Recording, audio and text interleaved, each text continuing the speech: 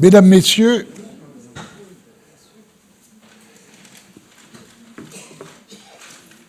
vous avez beaucoup de chance de venir entendre Pierre-Marie Houard de l'Académie française. J'ai dit Jean-Marie. J'ai dit Jean-Marie. J'ai dit Pierre-Marie. Maître, je frappe ma coule. Jean-Marie Houard, qui est un écrivain très prolixe, puisque le dernier livre, Drôle de justice, est le 41e de ses ouvrages depuis l'origine. Et c'est la deuxième fois qu'il nous fait l'honneur de venir au Palais littéraire et musical parler. Et donc, c'est un grand bonheur pour moi et pour nous tous de l'entendre. Il se présente comme un anarchiste de droite. Je serais plutôt conformiste de gauche, même si de temps en temps, je suis son disciple à travers la phrase que j'ai enseignée à nos futurs confrères, le devoir d'insolence. C'est à lui que je dois cette phrase, que je répète à l'envi pour tous ceux de nos confrères qui, maltraités par des juges, doivent apprendre à être insolents.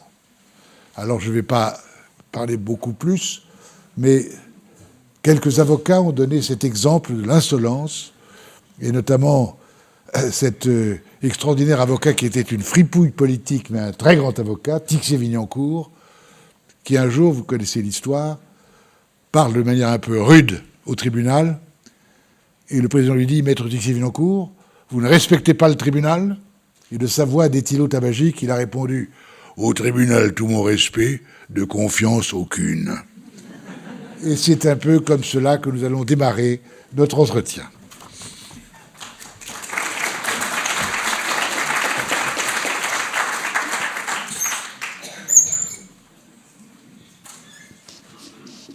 Bon, comme vous avez présenté Jean-Marie, c'est peut-être pas la peine que je recommence à le présenter, mais peut-être faut-il que je vous présente. Mais enfin, je pense que tout le monde vous connaît puisque vous êtes ici chez vous. Non, c'est intéressant d'avoir votre éclairage, vous, votre livre sur Bernanos, que Jean-Marie connaît bien, et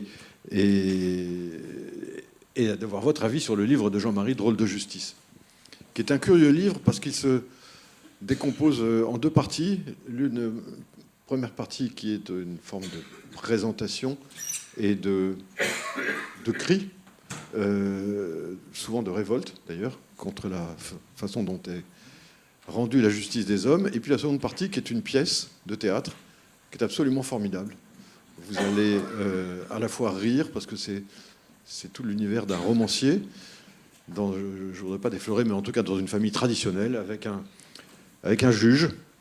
On ne peut que le détester tout de suite. Et il est détestable. Et vous verrez tout ça, c'est absolument formidable. Il y a un rebondissement final. C'est une pièce, j'espère qu'elle sera jouée au théâtre, comme l'a été Le Bar de l'Oriental, la précédente pièce de Jean-Marie. Voilà.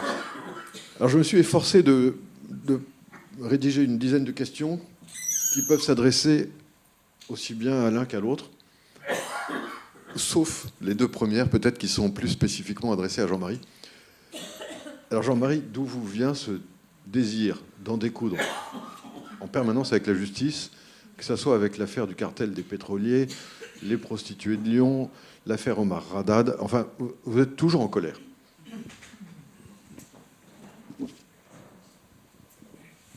Merci, monsieur le bâtonnier. Merci, cher Jean-René. Tout d'abord, je voudrais dire que j'ai une réputation, pour ceux qui me connaissent un peu, d'arriviste. Tout le monde imagine que finalement j'ai les dents qui raient le parquet, et que surtout mon but c'était d'entrer à l'Académie française, ce qui n'est pas complètement faux. Mais je voudrais donner une précision, c'est que si j'ai voulu rentrer à l'Académie française, c'est avec l'arrière-pensée d'être invité ici, aujourd'hui, au palais littéraire et musical. Surtout en présence d'un bâtonnier à la réputation exceptionnelle et qui est tellement amical, alors que la dernière fois que j'ai vu un bâtonnier, c'était beaucoup moins amical, parce que c'était à la 17e chambre correctionnelle, défendue par Thierry Lévy, où j'étais terriblement matraqué. Et à ce moment-là, il y avait cette... Vous connaissez bien sûr ce bâtonnier qui a joué un grand rôle dans l'affaire Omar Haddad. Et je dois dire, vraiment, je n'étais pas à la fête. Je n'étais pas à la fête. Et je me suis senti à ce moment-là, au cours de ce procès devant la 17e chambre, je me suis senti un peu comme Zelensky à la Maison-Blanche. Parce que d'un côté, j'avais le président qui me traînait dans la boue, qui me disait « j'ai honte pour vous ». Moi, je ne comprenais pas. J'ai cru que j'allais être félicité quand je suis arrivé pour défendre une erreur judiciaire. Et il y avait Maître Kiechman, qui m'appelait le petit marquis, et qui a dit à un moment « Nous savons tous pourquoi vous avez défendu Omar Haddad. C'était pour vous faire élire à l'Académie française. » Et à ce moment-là, Jean d'Ormesson, qui était présent, a dit « Maître, je crois que vous ne connaissez pas très bien les usages de l'Académie française. Si on veut s'y faire élire, mieux vaut faire la biographie du roi du Maroc plutôt que celle d'un jardinier marocain. » Alors, vous m'avez dit que j'en veux au juge, c'est ça? Oui. Oui. J'en veux au juge. Non, pas tant au juge qu'à la justice rendue. À la justice. À la justice. Alors, je veux vous dire, si j'en veux au juge, c'est pas parce que j'ai eu cette condamnation devant la 17e chambre de 100 000 euros et accessoirement ce qui m'a amené à être viré du Figaro littéraire. Non, c'est pas tellement ça. Je veux vous dire, j'en veux à la justice pour ses erreurs et en même temps pour cette cécité, cette surdité dans l'affaire, principalement dans l'affaire Omar Haddad. Parce que j'ai trouvé que c'était quand même énorme que quelqu'un comme moi, et je peux l'avouer maintenant, qui avait raté sa première année de droit, eh bien, découvre des choses dans cette affaire Omar Haddad que ces gens très sérieux, qui vraiment avaient tant de diplômes et une telle habitude de la justice, étaient incapables de découvrir. C'est-à-dire qu'Omar était innocent, ce qu'on savait dès le début. Dès le début, et je ne vais pas m'étendre sur cette affaire, mais c'est pour deux raisons. Dès le début, il y a eu une autopsie. Et cette autopsie qui montrait que Madame Marshall avait un traumatisme crânien, le foie perforé à 2 endroits, la mâchoire arrachée, un doigt sectionné, ne pouvait pas faire cette inscription. C'était absolument impossible. Écrire « Omar m'a tué » avec l'apostrophe sur une porte de la cave, plus à 6 mètres une autre inscription, ça montrait quelqu'un en très bonne santé, ce qui n'était pas le cas. C'était donc impossible qu'elle ait fait cette inscription. Donc, on aurait dû dire, mais cette accusation ne tient pas debout, ne tient pas, puisque ce n'est pas elle qui a pu l'écrire. Et la deuxième chose de cette affaire, vous qui appartenez à ces professions judiciaires, la condamnation. Omar Haddad a été condamné à 18 ans de réclusion avec les circonstances atténuantes. Alors, est-ce que vous pouvez comprendre pourquoi il y a ces circonstances atténuantes? C'est très clair, c'est ce que je dénonce aussi dans mon livre, c'est parce que le président Jian, paix à son âme, considérait qu'Omar était coupable, ou bien on lui avait chuchoté à l'oreille qu'il fallait qu'Omar soit coupable, et les jurés étaient contre. Donc, après 6 heures de délibéré, il a dit, écoutez, on va couper la poire en deux. On va le condamner avec les circonstances atténuantes. Il ne fera que la moitié de sa peine. Qu'est-ce que c'est 8 ans de prison dans une vie? C'est rien. Et donc, c'est ce qui a amené la décision du tribunal, alors que les jurés se sont plaints dans les journaux pour dire qu'ils avaient subi des pressions intolérables. Et vous savez que c'est, bien sûr, c'est condamnable et ils ont pris des risques. Mais pourquoi j'en veux au juge? J'en veux au juge Parce qu'il n'y a pas seulement eu cette affaire-là. Une de mes premières affaires, ça a été l'affaire Gabriel Russier, un article que j'ai écrit en 1969 dans le Figaro. Elle était vivante. Et puis, un mois plus tard, elle était morte. Et moi, j'avais pris position pour dire que c'était un scandale qu'une femme soit emprisonnée pour de telles raisons. Et puis, ensuite, il y a eu beaucoup d'autres affaires. Mais je voudrais dire, ce qui me frappe, c'est qu'au fond, chez les juges, depuis tellement longtemps, j'ai vu beaucoup d'écrivains protester parce qu'il y avait des injustices. Mais regardez ces 14 siècles, ces 15 siècles d'injustice où on livrait des hommes pour un blasphème aux bourreaux, on leur arrachait la langue, on les castrait. Et quels sont les juges qui ont protesté ? Moi, je trouve ça assez frappant de voir à quel point, finalement, parmi ces juges, je n'ai jamais vu une indignation. Et qu'il n'y ait eu aucune repentance, c'est ce qui, personnellement, me frappe parce que, pour reprendre l'expression de Romain Gary, il disait « j'ai mal chez les autres ». Eh bien, moi, j'ai mal pour toutes ces sorcières qui ont été brûlées avec la bénédiction des juges et avec cette absence totale de compassion pour les victimes de traitements atroces. Alors, moi, je propose de donner la parole à la défense. Alors, est-ce que la justice est juste ou, comme le disait François Mitterrand, la loi est-elle une force injuste ? Est-ce que je suis branché ? Oui. La loi est-elle juste ? Non. On n'entend rien ? Si. Il faut l'avoir plus proche de votre menton. Je vais, si vous voulez, revenir un peu en amont. Nous confondons le juste avec la justice qui est l'émanation de l'institution judiciaire. Or, la justice institution ne rend pas forcément des décisions justes, pour deux raisons. La première, c'est que la loi n'est que l'expression, à un moment donné, de la conscience collective, qui évolue plus vite que la loi ne change.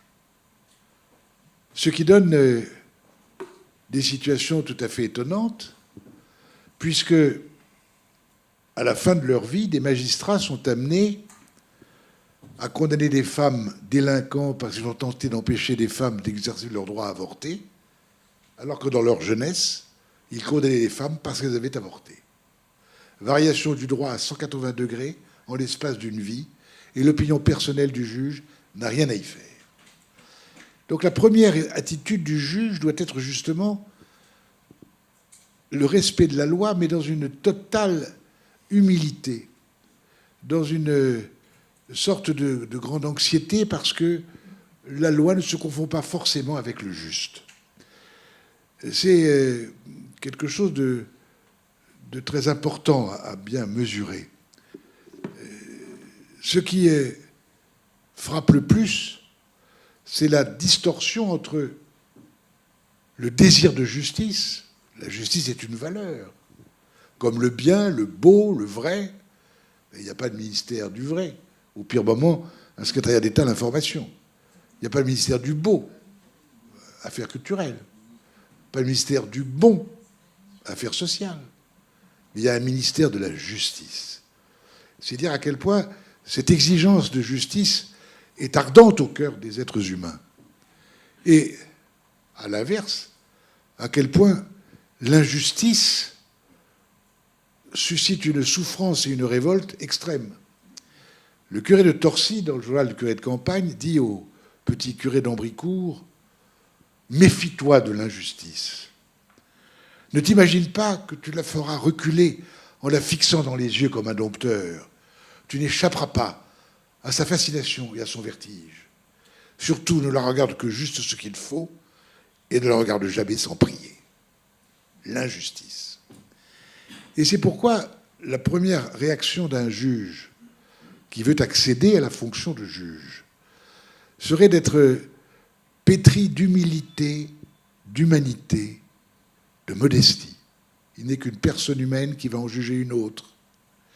Et dans cette situation particulière qui fait qu'il va détenir un pouvoir, celui de condamner éventuellement, il devrait le faire, comme disait Montesquieu, que d'une main qui tremble, avec le sentiment qu'il n'est en effet qu'une personne humaine qui en juge une autre. Et il devrait lire également le dictionnaire philosophique de Voltaire, où à l'article d'Îles locaux, Voltaire dit une chose tout à fait juste. On peut être coupable en un ou deux points de l'hémisphère et parfaitement innocent dans tout le reste du monde. Ce qui fait que si le juge doit appliquer la loi, il ne doit pas s'enraciner dans la loi, il ne doit pas non plus être dans l'arbitraire, mais il doit répondre devant ses semblables que lorsqu'il a, au fond de sa conscience, été pénétré de la responsabilité qui est la sienne, et que personne ne lui demande de mettre en cause d'ailleurs. Jean-Marie, je vous sens bouillir d'impatience là et de... Oui, parce qu'il y a quand même une question de dignité. Par exemple, tous ces juges qui ont rendu la justice pendant tout l'Empire, ce sont les mêmes qui vont, à la Restauration, condamner les 4 sergents de La Rochelle à être guillotinés, même pas fusillés, guillotinés.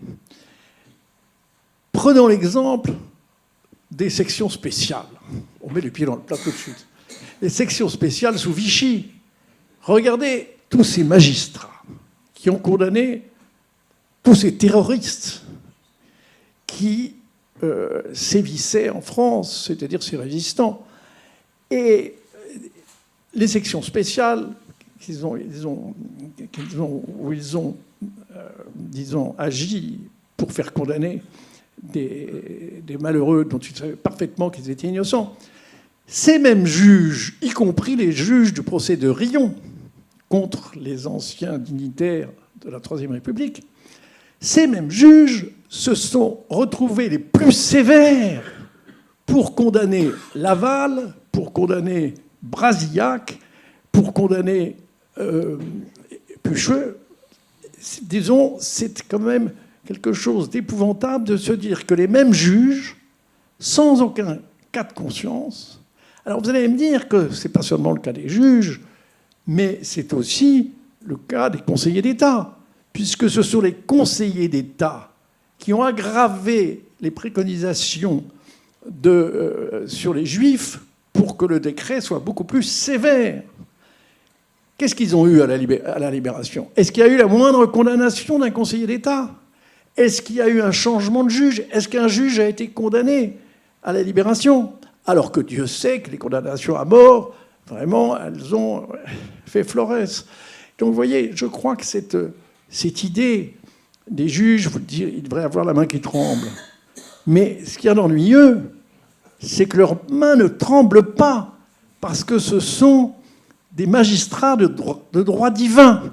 C'est ça le fond des choses. C'est qu'au fond, et dès l'origine, ils sont les dépositaires de la main de justice du roi. Et ils le sont restés. Regardez avec quelle satisfaction, au fond, ils rendent la justice. Il n'y a jamais quelqu'un... Et vous avez cité l'exemple des avorteuses, condamnées à mort sous Vichy, mais autrefois, avant Vichy, les femmes qui se faisaient avorter étaient condamnées à 5 ans de prison. Mais il n'y a pas que l'avortement, l'adultère. L'adultère a été très lourdement condamné. Vous savez que la femme avec laquelle Victor Hugo, que vous connaissez si bien, avait eu une liaison, a été surprise par son mari, elle a été condamnée à 5 ans de prison pour adultère. Donc vous voyez que l'adultère également, et l'homosexualité. Vous avez vu à quel point la loi a changé sur l'homosexualité qui était encore réprimée il y a une quinzaine d'années et qui en Angleterre, il a fallu attendre 1964 pour éviter la prison pour homosexualité. Alors, et je terminerai là-dessus, ce qui est très intéressant, c'est de voir comment les mœurs, ce sont les mœurs qui, d'une certaine façon, font les lois. Donc, quelle confiance peut-on donner à ces lois? Quel crédit? C'est pour ça la phrase de Mitterrand, très discutée. C'est vrai que moi, je suis plutôt un homme de gauche et vous un homme de droite. Mais la phrase de Mitterrand, la force injuste de la loi, c'est vrai qu'il y a eu des lois complètement injustes. Alors, moi, j'étais Une petite rectification. Je n'ai pas vu votre nom dans les 100 premiers membres du comité de soutien à l'élection de Mitterrand en 1980. J'étais parmi eux.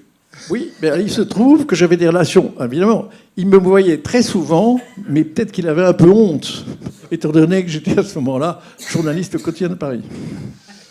Alors, dans le livre de Jean-Marie, il y a une thèse qui est la suivante, c'est que, une thèse assez communément répandue d'ailleurs, que la justice a toujours défendu l'ordre social pour protéger la société. Alors Jean-Marie, et je vous demanderai également votre avis ensuite, moi j'ai le sentiment qu'aujourd'hui, la justice fait tout pour déconstruire la société. La plupart des décisions de justice ou des arrêts de tribunaux administratifs déconstruisent ce que nous avons connu jusque-là. Alors, vous allez me dire que c'est le rôle de la jurisprudence de faire évoluer le droit. Mais enfin, je suis quand même stupéfait par ce renversement des rôles. Moi, je veux vous dire que je pense que la justice suit la société, mais la société ne sait pas où elle est. Elle est complètement à côté de ses pompes. Vous voyez, nous vivons dans la contradiction permanente dans cette société. Comment voulez-vous alors que les juges soient perdus? Mais nous le sommes tous. C'est vrai, chaque jour, on se dit, mais qu'est-ce que c'est que cette société? Quelle est la cohérence de cette... Nous sommes dans une société finissante qui est entrée dans l'incohérence. Donc je crois que cette idée que vous avez, c'est plutôt l'incohérence de la société, parce que ces lois se contredisent. Mais la vérité, c'est que la société, depuis toujours, forcément, sera porteuse d'injustices qui seront véhiculées par les juges. Je crois que c'est ça. Parce que le fond des choses, c'est cette opposition que j'ai essayé de montrer dans mon livre entre la loi naturelle et la loi sociale. Mais la loi sociale, elle varie sans cesse, puisque la question, la torture, était appliquée régulièrement, sans aucune protestation. Eh bien, personne n'a protesté. Et la société l'acceptait. Donc je crois que cette idée que, au fond, les seules personnes qui ont pu porter, disons, la justice, c'était bizarrement moins les magistrats que les écrivains qui, eux, ont toujours défendu la loi naturelle. Et c'est cette loi naturelle à laquelle nous aspirons, qu'on rende justice à nos véritables aspirations. Et c'est ce qu'on trouve dans Montaigne, dans Montesquieu, c'est ce qu'on trouve dans Proust, dans Mauriac, et vous verrez dans Zola, et tous ces écrivains qui ont pris position contre l'injustice, à commencer par un des plus extraordinaires écrivains qui a consacré sa vie avec courage à la défense de la justice, c'est Voltaire. On peut dire que Voltaire, c'est vraiment extraordinaire de se dire que c'est Voltaire qui a rendu la justice dans l'affaire Calas, dans l'affaire Sirven, dans l'affaire du Chevalet de la Barre, face à des juges qui ne rendaient aucune justice. Et particulièrement à Toulouse. On a pu voir qu'à Toulouse, il y a eu des crimes épouvantables qui étaient en fait des affaires de justice. Je crois que vous connaissez particulièrement bien ces décisions de justice qui ont été monstrueuses à Toulouse. À Toulouse en 1615, en effet, donc avant Voltaire, mais 1615, c'est tout de même une date importante, puisque Corneille a 9 ans, Molière va naître 7 ans plus tard, et Cesare Vanini a publié Les Arcanes de la nature, un livre où il fait l'éloge de la nature et où il conteste l'existence de Dieu. On lui demande de s'excuser auprès de Dieu pour ce qu'il vient d'écrire. Il répond « Si j'avais offensé le roi, je m'excuserais auprès du roi. mais je vais m'excuser auprès de Dieu qui n'existe pas. Il est donc brûlé vif en place publique à Toulouse après qu'on lui a arraché la langue avec des tenailles. C'est-à-dire qu'on a là la conjonction entre l'orgueil de celui qui juge et qui condamne et le totalitarisme dogmatique d'un sentiment religieux totalement dénaturé, puisqu'au lieu que ce religieux incite à la fraternité et à l'humilité, il devient l'instrument d'un pouvoir. Et ce que vous disiez, cher maître, est effectivement essentiel, c'est que nous sommes en face de juges qui, au nom de leur fonction, de l'autorité que leur donne le passage par une école nationale de la magistrature, leur position géographique en surélévation au-dessus du commun des mortels dans les tribunaux, y compris le procureur, à qui Moreau Jaffery avait reproché le ton qu'il avait employé en lui disant qu'il ne devait sa place qu'à l'erreur du menuisier. Tout ça fait en fait une autorité artificielle de la part de juges qui souvent se prennent pour des juges objectifs, neutres, sages. Et c'est effrayant parce qu'on se bat aujourd'hui, vous avez cité les écrivains comme défenseurs des libertés, vous avez oublié les avocats au passage, donc je suis là pour le rappeler. Nous sommes en train de nous battre tous contre des juges d'instruction et des juges de la cour d'appel à la chambre de l'instruction qui trouvent normal que la détention provisoire dure des mois et des mois alors que la présomption d'innocence interdit de faire subir une peine à quelqu'un qui n'est pas jugé. Et que pendant ces mois et ces mois où la détention provisoire dure, à cause de le surencombrement des cabinets, il ne se passe aucun acte d'instruction. Et vous avez beau citer les textes fondateurs des droits de l'homme auprès des juges de la cour d'appel, rien ne change. La détention provisoire dure dans des conditions extraordinairement épouvantables. Notre ami Dominique Simoneau, qui a été au Canard enchaîné naguère et qui maintenant est la contrôleuse des lieux de privation de liberté, en parle mieux que personne. Ce qu'est la détention provisoire en France est une chose abominable, et je pense qu'un jour ou l'autre, dans l'avenir, on jettera le même regard sur les prisons françaises que le regard qu'on jette aujourd'hui sur le supplice de la roue de l'Ancien Régime. C'est une abomination. Mais les juges ne sont pas pour autant troublés. Et l'intuition qu'ils ont que cette personne-là est probablement coupable domine le principe même selon lequel on ne peut pas être puni si on n'a pas été condamné. Et c'est une chose très grave qui me ramène à une expérience que j'avais vécue à Montréal, où je circulais dans la ville avec Claudette Picard, une femme admirable, bâtonnière du Québec. Elle est ancienne bâtonnière maintenant, mais j'avais vu un hôtel magnifique, tout neuf, et je lui avais dit, bien, on vient de construire un palace.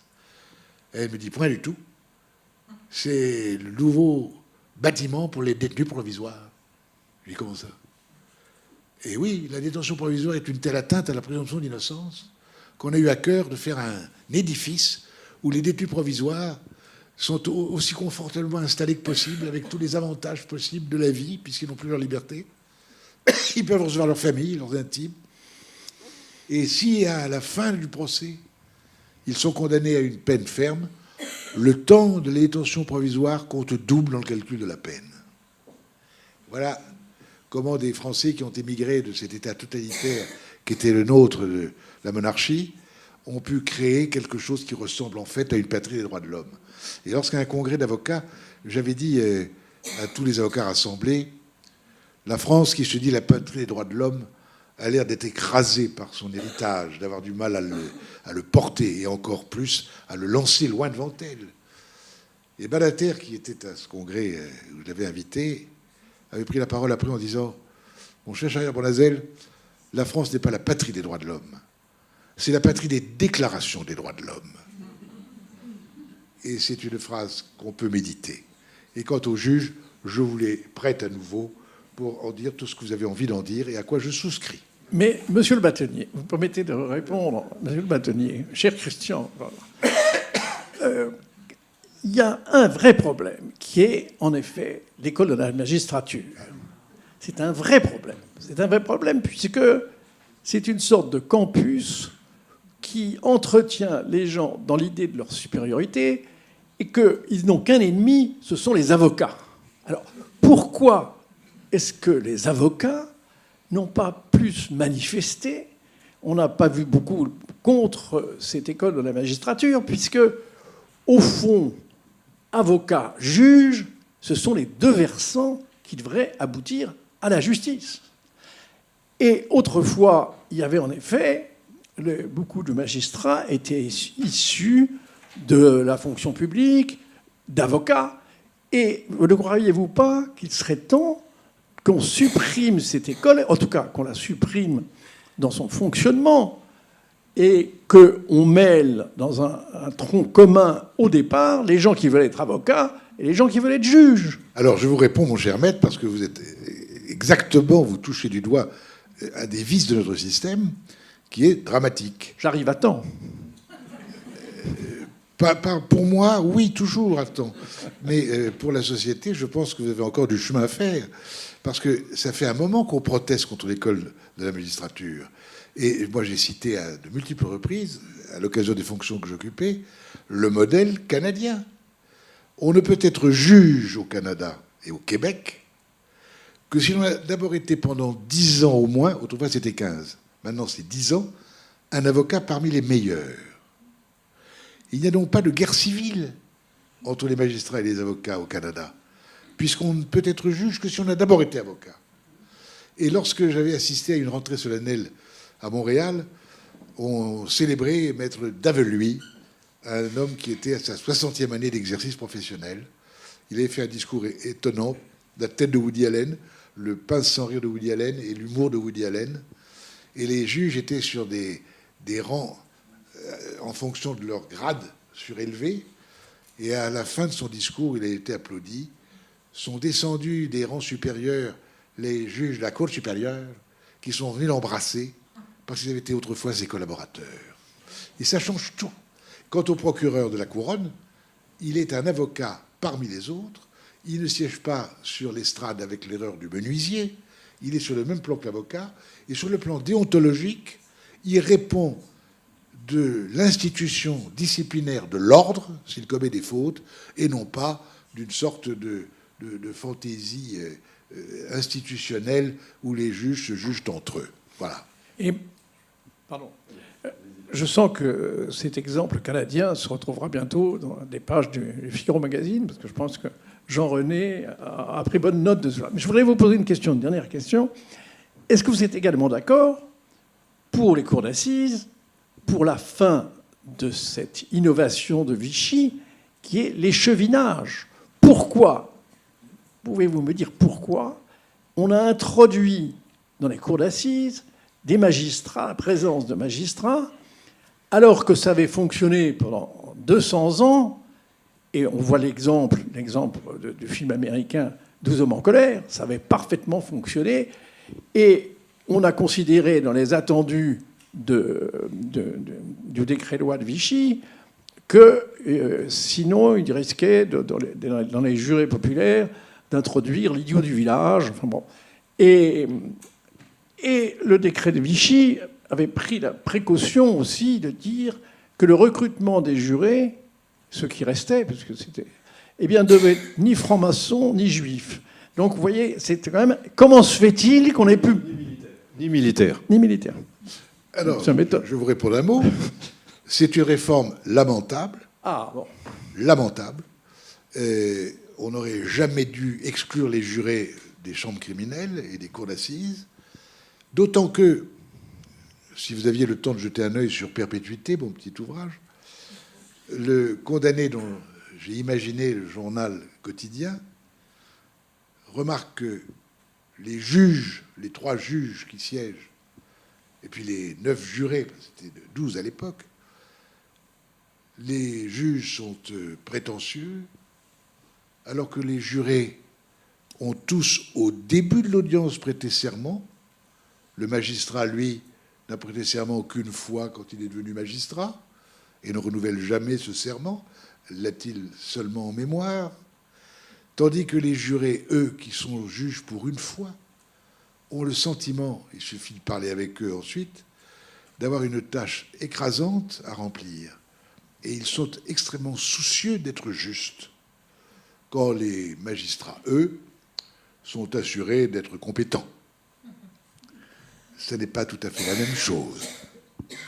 Je pense que ce que vous dites illustre la raison pour laquelle la plupart des Français, les sondages et les enquêtes d'opinion se suivent, n'ont plus confiance dans leur justice. Dans leur institution judiciaire. Dans les institutions judiciaires, voilà, nous sommes d'accord. On continue à croire dans la vertu, juste. Oui, tout à fait. Alors pourquoi? Est-ce que c'est de l'incompétence ou est-ce que parce que la justice est politique? Est-ce que c'est parce qu'elle ne tient pas en compte, prend pas en compte la nature humaine, la faiblesse humaine? Voilà. En tout cas, il est certain que il y a la justice, et particulièrement les magistrats du siège, jouissent d'un très grand discrédit. Mais c'est très grave. Ce discrédit, il faut bien dire que si on en juge par un certain nombre d'affaires, ce discrédit est complètement mérité. Quand vous voyez l'affaire, pardon de toujours mettre les pieds dans le plat, mais quand vous voyez l'affaire des disparus de Lyon, par exemple, qui est une affaire monstrueuse, il a fallu attendre 20 ans dans l'indifférence générale. Au moins 20 jeunes filles handicapées ont disparu. Et à chaque fois qu'on a tenté de déposer plainte, ces plaintes étaient classées. Il a fallu un gendarme, le gendarme Jambert, pour se battre contre sa hiérarchie, contre les juges, pendant 20 ans. Au bout de 20 ans, il est arrivé à un procès. Et la veille de ce procès, qu'il avait tant attendu, qui enfin allait lui rendre justice à lui, pour montrer toutes les horreurs qui se passaient, eh bien, il s'est suicidé de 2 balles dans la tête. 2 balles, évidemment, c'est comme dans l'affaire Stavisky. Ça fait sourire. Mais comment voulez-vous que les gens prennent la justice au sérieux quand ils voient des magouilles évidentes pour préserver, disons, un certain nombre de personnalités qui auraient pu être mises en cause? Et c'est la même chose dans l'affaire Doucet. L'affaire Doucet, on sait très bien, cette affaire Doucet, cet homme qui a dirigé un grand réseau pédophile, qu'on a retrouvé de 2 balles dans la tête alors qu'il était suivi par les renseignements généraux en permanence. Quand on a vu que Figon, dans l'affaire Ben Barka, s'était aussi suicidé. Une balle dans le dos à bout portant. Oui. Mais ça vous fait sourire. Mais comment voulez-vous comment voulez-vous que les gens prennent la justice au sérieux? Parce qu'il y a tellement d'affaires dans lesquelles on voit que finalement, on a essayé, on a tout fait, non pas pour voir la vérité, pour faire apparaître la vérité, mais pour la dissimuler. Je n'ai rien à objecter à ce que vous dites, mon cher maître, non pas par obséquiosité, mais parce que vous dites vrai. Et ce qui est probablement le plus pénible aujourd'hui, parce qu'il y a les affaires pénales que nous évoquons en ce moment depuis le début de notre propos, mais il y a toutes les autres affaires que les justiciables ont engagées parce qu'ils n'avaient pas d'autre solution, ne pouvaient pas s'entendre avec leurs opposants, leurs contradicteurs. Et donc tout ce qui est de l'ordre du droit civil, du droit commercial, et sans coloration pénale, aujourd'hui c'est devenu dramatique. Les délais pour avoir une décision de justice sont exponentiels. Je prends l'exemple, par exemple, d'une matière que je pratique un peu, qui est le droit de la presse, la liberté d'expression. La loi du 29 juillet 1881 a toujours le même article que celui qui a été inscrit en 81, l'affaire doit être jugée dans le mois de la première audience. La première audience, c'est celle où on fixe le montant de la conciliation pour la partie civile, et dans le mois qui suit, l'affaire doit être jugée. Aujourd'hui, la Chambre de la presse fixe, nous sommes en mars 25, les audiences à décembre 26, quelquefois 27. Et bien sûr, les juges sont exténués. Ils travaillent plus que 45 heures par trimestre. Mais ils sont exténués, naturellement. Ils sont surencombrés. Et comment voulez-vous que les gens fassent confiance à une justice qui n'est pas capable de trancher le litige important pour elle en moins d'1 an, 2 ans, 3 ans, sans même parler du recours ensuite à la Cour d'appel. Et donc nous sommes en face d'un déni de justice qui est systématique et contre lequel on ne fait rien. Merci, oui, je suis tout à fait... Enfin, c'est très intéressant ce que vous dites. Je pense qu'autre chose s'ajoute à ça. Vous avez évoqué tout à l'heure l'école de la magistrature, Jean-Marie aussi. Est-ce qu'il n'y a pas un syndicat de la magistrature qui joue un rôle néfaste pour la justice? Vous parlez du mur des cons? Parce que ce syndicat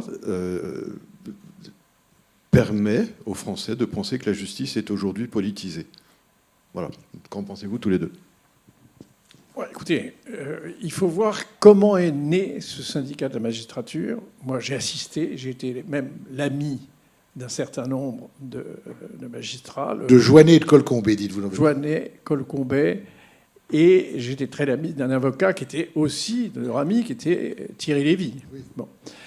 Et ça me fait penser à la phrase de Péguy: tout commence en mystique, tout finit en politique.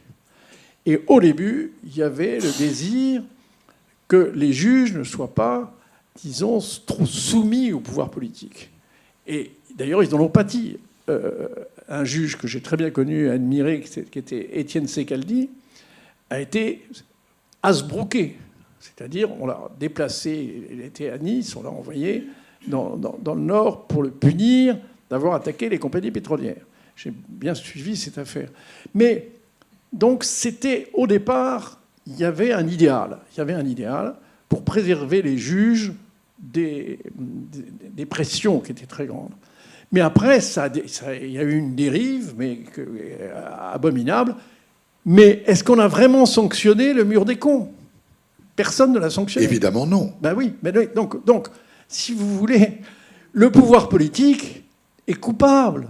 Le pouvoir politique, en ne remplissant pas son rôle, en ayant peur en permanence des juges. Parce que s'il y a une république des juges, c'est parce qu'il n'y a aucune intervention du pouvoir politique.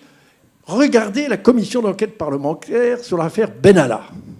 Franchement, est-ce que ça méritait une commission d'enquête parlementaire? De savoir quelle était la vie privée de M. Benalla, de savoir s'il avait tabassé un manifestant. J'aurais préféré que les sénateurs s'intéressent à l'affaire des disparus de Lyon. Ça aurait pu être utile. Enfin, il y a tellement d'affaires, ou de l'affaire Doucet, ça aurait pu être utile parce qu'il y avait des imbrications au plus haut niveau. Donc, vous voyez, c'est la lâcheté, au fond, du pouvoir politique qui vit dans la terreur des juges et qui n'ose pas les attaquer là où ça fait mal. Ils n'attaquent que sur des questions comme l'affaire Benalla, qui est vraiment grotesque. Qu'est-ce que ça a pu apporter, pouvez-vous me dire? Ce déballage autour de l'affaire Benalla, rien, strictement rien. À cela s'ajoute la dérive d'aujourd'hui qui consiste à recourir non pas aux juridictions pour attendre un jugement ou un arrêt, mais à l'opinion publique à travers les médias. Il y avait déjà des dérives de la part des avocats qui parlaient à tout vent devant les caméras de télévision, à la radio, ce qui veut dire à Stéphane Eke, un confrère mort depuis bien longtemps, qu'il y avait 3 sortes d'avocats. Les avocats à la cour, les avocats de cour, les avocats sur cour. Et à cela s'ajoutent aujourd'hui les procureurs sur cour. L'article 11 du Code de procédure pénale s'est vu ajouter un 3e alinéa qui dispose que le procureur de la République peut prendre publiquement la parole, mais en 2 circonstances, pour rétablir une vérité ou faire cesser un trouble à l'ordre public. Et il doit le faire de manière très objective. Or, il n'y a pas un dossier aujourd'hui où vous ne voyez pas le procureur s'exprimer à la télévision et dire ce qu'il pense de la culpabilité éventuelle de l'un ou de l'autre. Nous sommes en fait également rongés par cette espèce de vice inhérent au narcissisme qui fait que chacun veut parler à la télévision, à la radio. Et je pense à notre cher Paul Valéry qui disait « Le plus beau des mortels ne peut chérir que soi ». Et c'est un peu la position de tous ces hommes, magistrats ou avocats médiatiques qui sont ravis d'être vus et soi-même de s'entendre. Avant de donner la parole à la salle, je voudrais poser 2 rapides questions pour qu'on ait fait un petit peu le tour. L'une d'entre elles, à propos d'un exemple récent, vous avez tous suivi l'affaire de l'autoroute A69 qui a été interrompue alors qu'elle était construite aux 2 tiers. Quelque chose comme 350 millions d'euros avaient déjà été dépensés. Il en restait 150 à dépenser, qui étaient budgétés. Il restait une vingtaine de kilomètres à faire. Et une petite juge, sortie de nulle part, sans doute syndiquée au syndicat de la magistrature. De nulle part, vous voulez dire de l'ENM. Voilà. Interrompt ses travaux en faisant passer le souci de l'environnement. Il s'agissait de protéger 3 libellules, je crois, et quelques papillons, avant l'intérêt général. Voilà, là j'ai une vraie question. Oui. Alors là, je sens que Jean-Marie... Parce que moi, je suis du côté de la petite juge. Ah oui, voilà. Je suis du côté... Parce qu'on nous bassine avec l'écologie. On passe son temps à nous dire que c'est les questions d'écologie menacent la planète. Il y a vraiment, on peut dire, une surexposition des questions d'écologie. Quand, pour des raisons, des intérêts des compagnies autoroutières, on veut créer une autoroute dont la nécessité n'était pas évidente, on va couper des arbres merveilleux, on va complètement entraîner cette région dans des travaux pharaoniques. Est-ce qu'ils étaient nécessaires? Est-ce qu'il y a eu une consultation? Tous les élus locaux vous disent qu'il fallait désenclaver... Mais les élus locaux... Voilà. Moi, je veux bien vous donner des exemples d'élus locaux Il y a une enquête d'utilité publique. Qui ont des intérêts qui ne sont pas seulement écologiques. Une enquête d'utilité publique, tout était validé au Conseil d'État. Oui, mais seulement, je pense que... On ne va pas s'écharper sur cette affaire, mais je pense qu'il aurait fallu quand même, comme ça a été le cas de l'aéroport de Nantes, il aurait fallu qu'il y ait une consultation beaucoup plus vaste et un accord avant de commencer les travaux. Parce que qu'est-ce qu'on a fait? On a commencé les travaux et alors qu'il y avait, et je suis désolé, mais c'était en appel. C'était pas donc définitif. Et les pouvoirs publics, enfin le préfet a préféré construire d'abord en disant on ne viendra pas en arrière. Mais ça, c'est se moquer de la justice aussi. Je sens que vous n'êtes pas d'accord, mais je reste écologique jusqu'au bout. Et en fait, monsieur le bâtonnier a raison, vous êtes resté de gauche, en fait, Jean-Marie. Mais ça, vous devriez le dire à Libération. Peut-être une dernière question avant de... Je voudrais simplement corriger, je ne crois pas que ce soit moi qui ai qualifié de cette manière maître Jean-Marie Roy, mais c'est lui-même qui s'appelle anarchiste de droite, tout en tenant des propos de gauche. Il y a une sorte de synthèse à faire de cette âme très riche et de ce cerveau très créateur. Mais vous savez, cher monsieur le bâtonnier, qu'au fond, qu'est-ce qui fait un écrivain? Ce sont ses contradictions. Ah oui. Et vous connaissez bien l'histoire de Romain Gary, qui disait « Mettez un caméléon devant une plante verte, il devient vert. Mettez-le devant le feu, il devient rouge. Mettez-le devant une couverture écossaise, il devient écrivain. » Magnifique. Et ce qui est formidable, c'est qu'il reste au moins après le marbre de l'écrit, tandis que l'avocat ne fait que sculpter dans le vent, écrire sur le sable à marée basse, et le premier coup de vent, la première marée qui monte, efface tout ce qu'il a pu dire. Non, vous savez bien que vous êtes immortel. Un double titre. Pas encore. Un double titre. Mais ça va venir.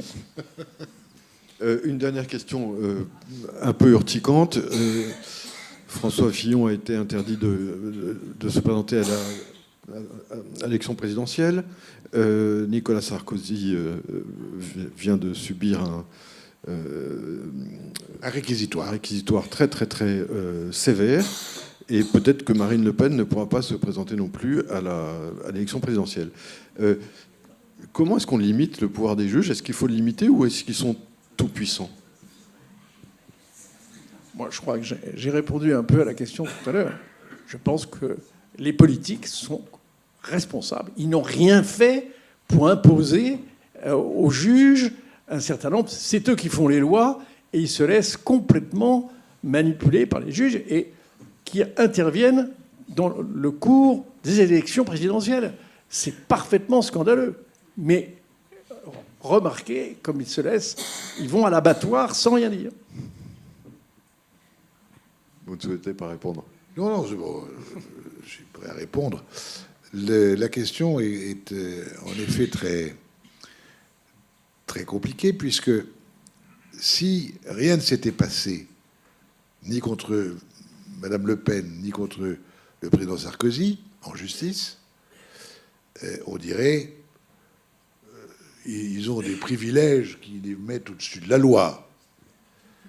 Et si, effectivement, ils sont condamnés, je ne connais pas leur dossier, mais pour des faits que les juges estiment réels et qui auraient été commis, à ce moment-là, doit-on considérer que c'est une revanche du judiciaire sur le politique? C'est un peu compliqué. Le drame, c'est qu'ils n'ont pas accès au dossier. Et donc, ce qui devrait être public, c'est le contenu des dossiers. Oui, mais pour Fillon, la rapidité avec laquelle les juges se sont emparés à la veille de l'élection présidentielle, là, c'est patent. On voit bien qu'ils se sont pressés. Ils auraient été beaucoup moins... Ils travaillaient plus que 45 heures par... Oui, là, ils se sont dépêchés, ils ont fait des heures supplémentaires. Bon, on va demander à la salle. Voilà. Est-ce qu'il y a des questions dans la salle? J'ai une question, est-ce que ma voix porte assez pour comprendre? Oui, très bien. Mon nom est Jean Daucloc, je suis avocat à Paris. Et j'ai une question qui me taraude depuis presque 35 ans maintenant, ça concerne l'affaire Omar Haddad. J'ai lu en son temps, cher maître, votre livre Constitution d'un coupable, qui m'avait effectivement perturbé, sur la culpabilité annoncée d'Omar Haddad. Mais ce qui me taraude depuis 35 ans, c'est que la famille Marshall, bâtonnée du Grand Rue, avait pris comme avocat pour partie civile Henri Leclerc. Et Henri Leclerc, qui était à l'époque vice-président au président de la Ligue des droits de l'homme, a pris fait et cause, même si ce n'est pas évidemment la partie civile qui condamne, mais il a pris fait et cause pour la culpabilité de Haddad. Comment peut-on imaginer, c'est une question qui me taraude depuis trop longtemps déjà, comment peut-on imaginer qu'Henri Leclerc ait participé à la construction d'un coupable ou à la condamnation d'un innocent, alors qu'il était, ce que chacun ici connaît, c'est-à-dire quelqu'un qui n'aurait jamais supporté de voir condamner un innocent? Eh bien, à mon tour, je vais vous poser une question. Pourquoi Maître Henri Leclerc a-t-il accepté d'être, étant donné, comme président de la Ligue des droits de l'homme, avec sa notoriété, comment a-t-il pu accepter de se porter partie civile contre un jardinier marocain? Est-ce qu'il n'y a pas là quelque chose qui vous met la puce à l'oreille? C'est vraiment utiliser un marteau-pilon pour écraser une mouche. Franchement, est-ce que n'importe quel avocat n'était pas suffisant comme partie civile de la part de la famille Marshall? C'est évident, c'est ce qui m'a scandalisé. Je dois dire, si je me suis engagé dans cette histoire, c'est que je me dis, la ficelle est trop grosse. Pourquoi cette famille met-elle le paquet, engage-t-elle un avocat aussi important contre qui? Contre un jardinier marocain. Et je vous signale que je sais pas, chacun peut se mettre dans la même position. Si on avait quelqu'un de notre famille qui est assassiné, pourquoi aller chercher alors que, en principe, puisqu'on n'a pas voulu voir les résultats de l'autopsie, puisque la famille s'est empressée d'incinérer le cadavre de Mme Marchal, puisqu'on a fait disparaître un certain nombre de choses. Est-ce que Maître Leclerc s'est insurgé quand on a détruit les pellicules de photos qui avaient été prises par Mme Marchal aux derniers instants avant sa mort? Non, il y a eu tellement de choses bizarres, parce que la partie civile n'est pas faite pour avaliser, surtout quand on a une grande conscience de gauche. Pourquoi est-ce qu'il n'a pas protesté? Et on a bien vu. Vous me disiez que j'allais me poser une question à votre tour. Alors, la raison pour laquelle il avait été choisi, c'est probablement parce que Bernard du Grand-Rue s'est dit, moi qui suis plutôt taxé de conservateur, je vais prendre un avocat de grande notoriété de gauche et avec talent. C'est pour ça que je pense qu'il a choisi Henri Leclerc. Mais ma question, parce que moi j'ai eu la chance de dîner plusieurs fois avec Henri Leclerc, depuis 1991, et je vais poser des questions. Est-ce que vous pensez que Omar Haddad est coupable? Lui, il était convaincu de sa culpabilité. C'est ça qui est le tarot. Et j'ai lu La construction d'un coupable, j'étais convaincu qu'il était innocent. Donc, après avoir lu votre livre à l'époque. Pourtant, moi, j'ai raté ma première année de droit. Hein. Et donc, je reviens à ma question. Je ne peux pas comprendre comment un homme, alors, je ne sais pas pourquoi il n'a pas répondu, Alors, il a laissé passer toutes ces erreurs, j'en sais rien. Je vais vous donner un conseil. En toutes circonstances, il faut faire confiance à personne. Vous savez, moi, avant de rentrer à l'académie, je faisais confiance aux gens très importants, aux ministres, aux gens. Et je me suis rendu compte qu'au fond, le seul juge impartial et intelligent, c'est soi-même.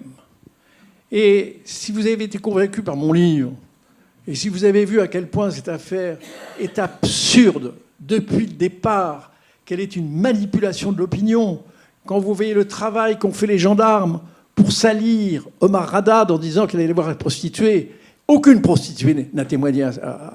Elles ont toutes dit qu'elles ne le connaissaient pas. Donc il y a eu une tentative pour salir le malheureux Omar Haddad.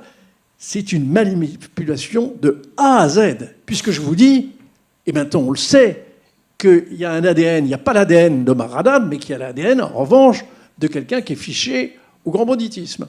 Donc, ce que je vous ai dit tout à l'heure, elle n'était pas dans l'état de consulter n'importe quel médecin et montrer-lui les résultats de l'autopsie. Elle était dans l'incapacité d'écrire faire les deux inscriptions avec l'apostrophe. Est-ce que vous imaginez, à l'heure de mourir, vous allez faire des apostrophes? Parce que ce n'est pas la faute d'orthographe qui est intéressante, c'est l'apostrophe. On se dit, mais vraiment, on a le temps de s'occuper de ça?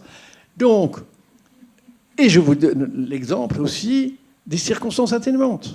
Est-ce que c'est plausible? Vraiment, est-ce qu'il n'y a pas manipulation? Non, mais vous m'avez convaincu, il n'y a pas de doute. Ah bon, ben ça va. Alors, c'est le principal, alors. Est-ce que vous avez acheté mon livre? Oui. Bon, très bien. Comment Henri Leclerc, Alors, tout va bien, alors. comment Henri Leclerc a-t-il pu vivre avec ce poids sur la conscience?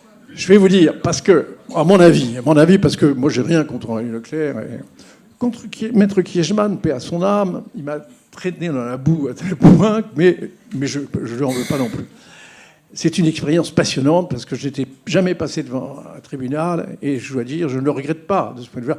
Non pas que j'ai envie de revenir, mais enfin, ça.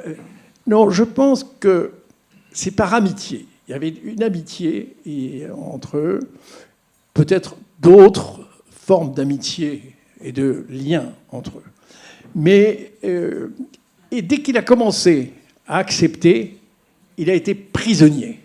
Et je pense que vraiment, il ne pouvait pas, étant donné son intelligence, étant donné les combats précédents, rappelez-vous comme il avait mené des combats pour innocenter quelqu'un qui était soupçonné bien plus comme un Haddad.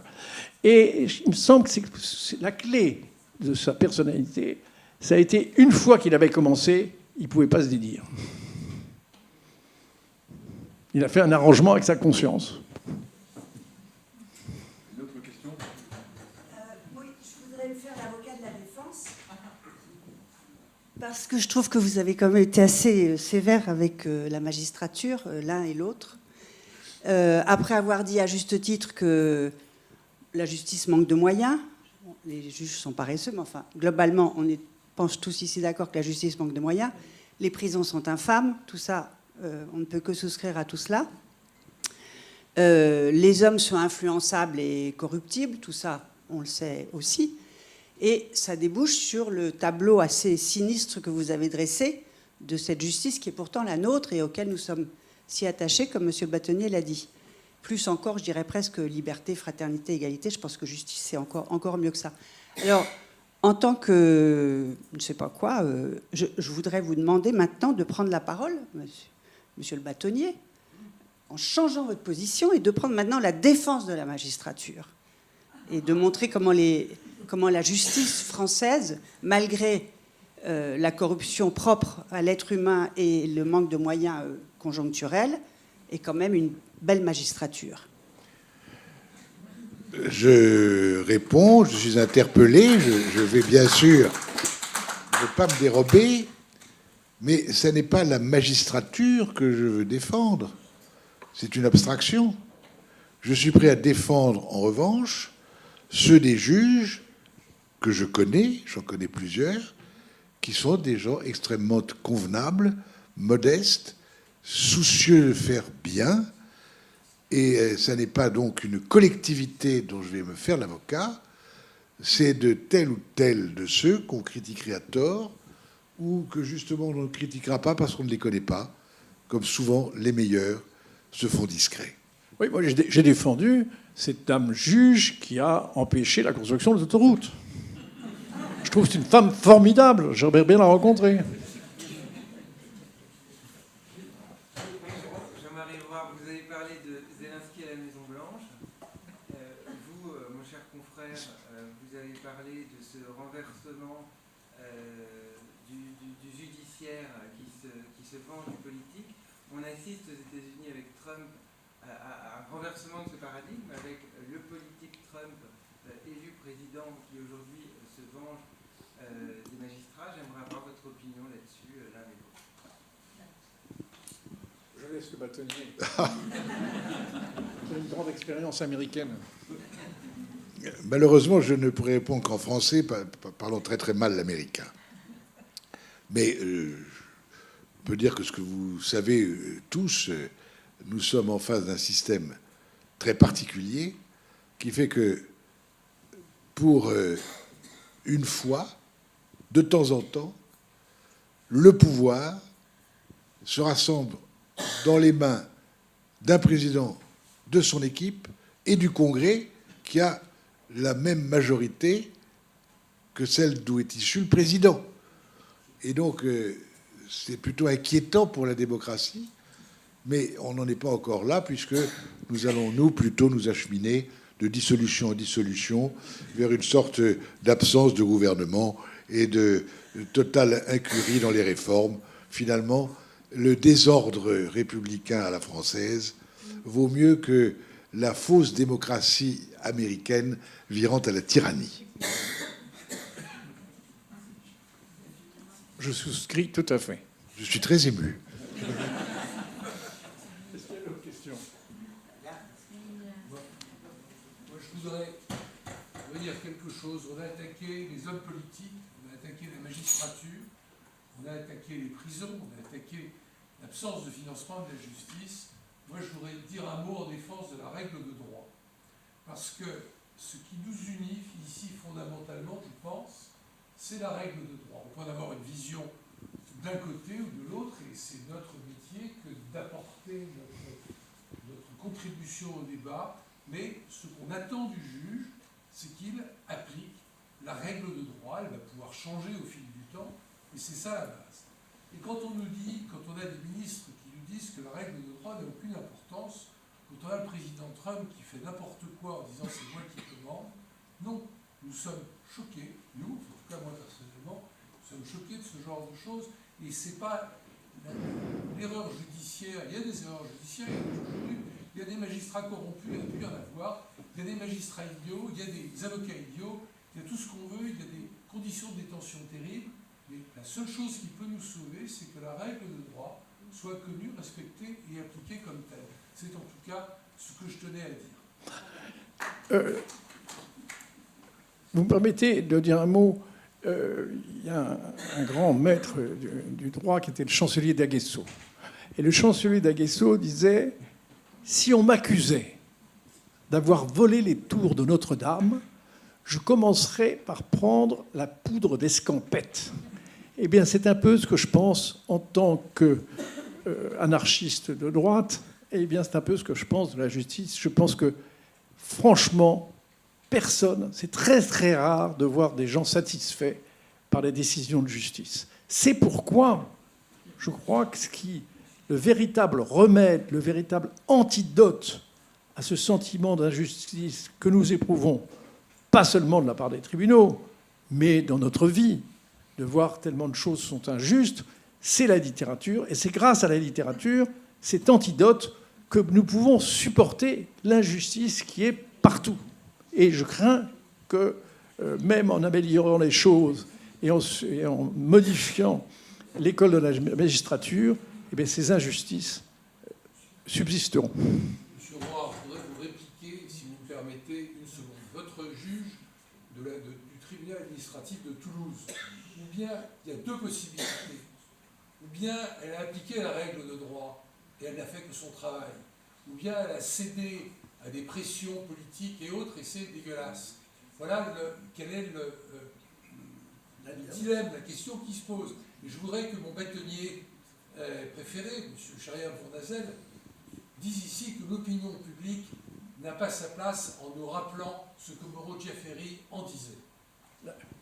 Mais je l'ai déjà dit tout à l'heure, en parlant de cette sorte de perversion qui veut qu'on s'affiche avocat et juge devant les caméras de télévision au lieu de laisser les débats judiciaires se poursuivre dans le calme et la sérénité.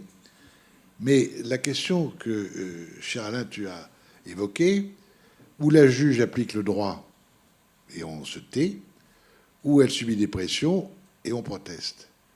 Mais quelle est la règle de droit exacte dans la matière pour faire arrêter un chantier d'autoroute qui a commencé, qui a été approuvé par le Conseil d'État, par des hommes politiques?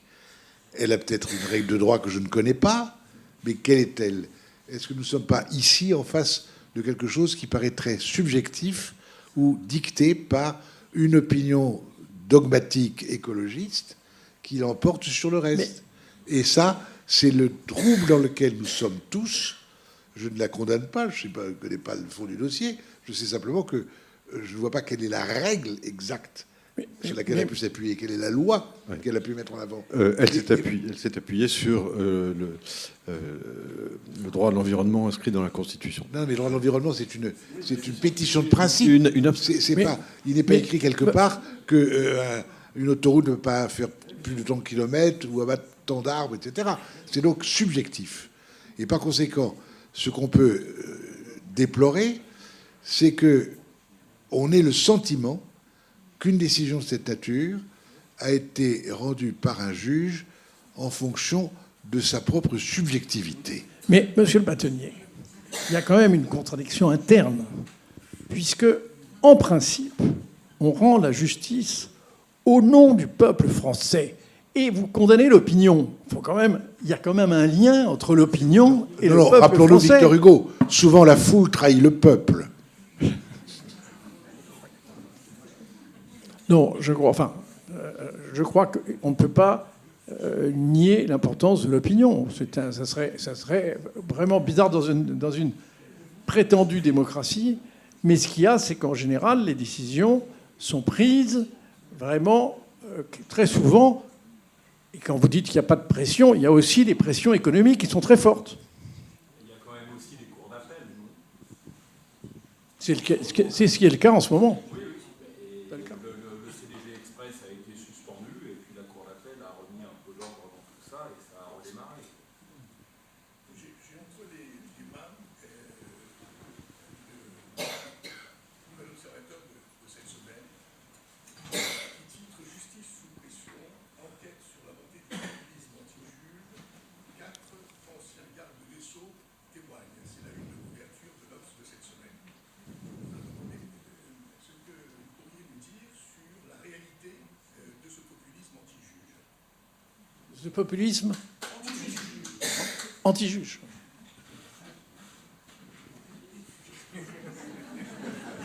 Rien.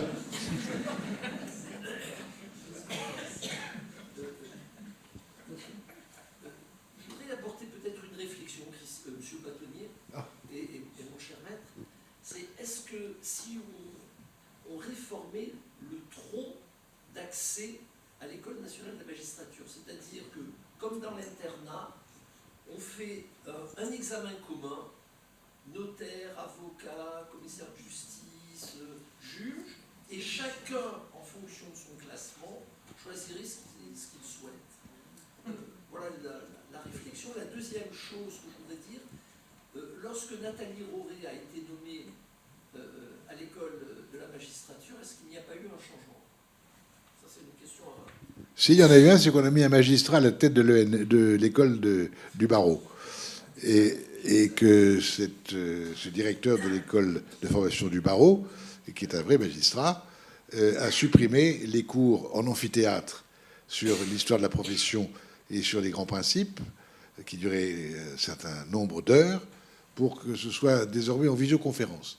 Vous savez, je ne suis pas sûr que Nathalie Roré, quelque estime que j'ai pour elle, arrive à convaincre les futurs magistrats d'avoir de l'estime pour les avocats et d'accepter qu'ils plaident, à condition d'ailleurs qu'ils plaident bien. Tandis que le magistrat qui, lui, est à la tête de l'EFB, préfère qu'on n'entende pas les avocats. C'est quelque chose d'assez curieux. Et vous savez, sur le plan des relations avocats-magistrats, il y a quand même une dégradation terrible. Le nombre de fois où les confrères se voient dire par les juges « pas la peine de plaider, déposer le dossier ». L'autre jour, un magistrat me dit mais votre plaidoirie, ce sera long. Monsieur le Président, non. Je vais évidemment parler des prolectes de Dioclétien, ce qui me conduira aux compilations de Justinien. Je ne pourrais pas éviter alors de me diriger vers l'esprit des lois de Montesquieu. J'en aurai pour 2 heures. Alors après, je parlerai de mon dossier. Ce sera un peu plus long. Bon. Je m'étais inspiré du devoir d'insolence que je vous dois. Comme la magistrate l'autre jour qui avait convoqué un de mes clients pour une séance de déontologie d'expert comptable, et il devait s'expliquer, mais la lettre qu'elle avait envoyée à ce malheureux énonçait des faits comme acquis, alors qu'il était là pour s'expliquer. Je lui ai donc fait une lettre pour lui dire « Madame, je pense que vous avez dû employer le conditionnel ». Elle me répond « Maître, je ne comprends pas le ton de votre lettre, vous qui êtes un auxiliaire de justice ». Alors je lui ai répondu « Madame, je ne suis pas un auxiliaire de votre justice, je suis un éveilleur de votre conscience. » Elle a été très calme à l'audience.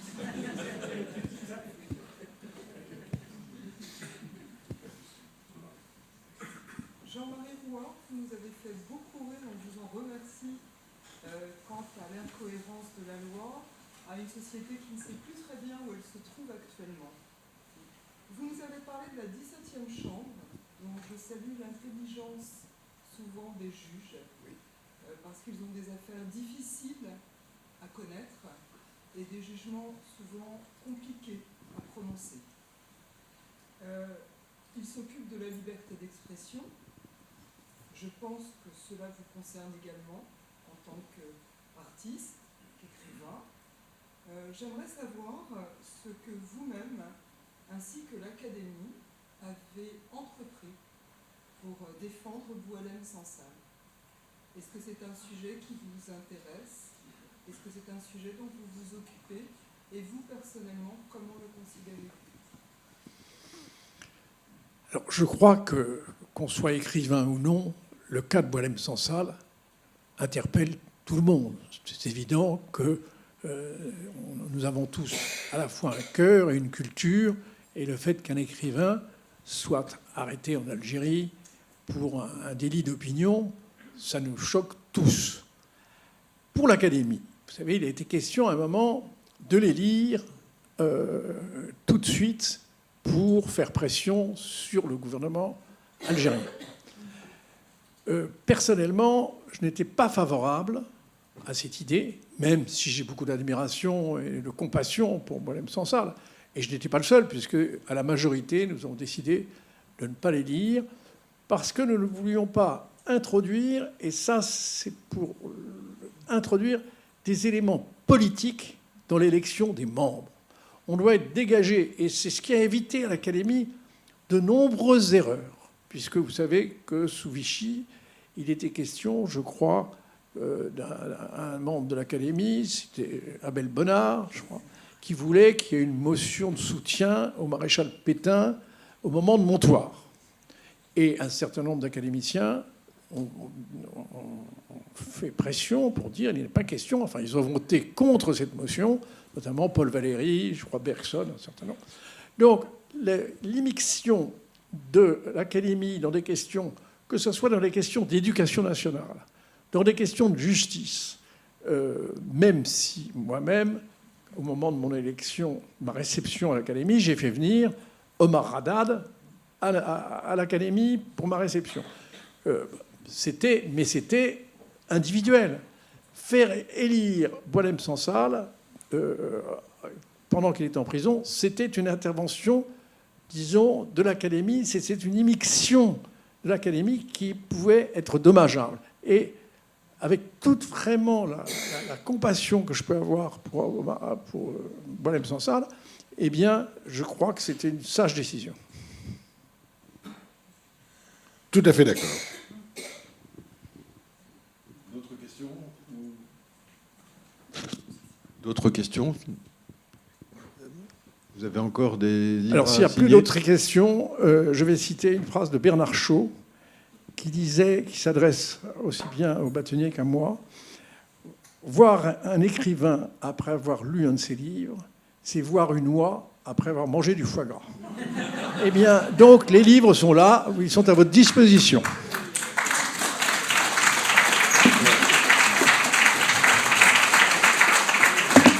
Je reprends un instant ma fonction de président du Palais littéraire et musical pour remercier avec beaucoup de chaleur Maître Jean-Marie Roire de l'Académie française pour la qualité de son intervention et la qualité de ses écrits. Nous qui ne sommes que des créateurs de paroles volatiles, nous ne pouvons qu'admirer le marbre de l'écrit, et vous êtes un sculpteur remarquable.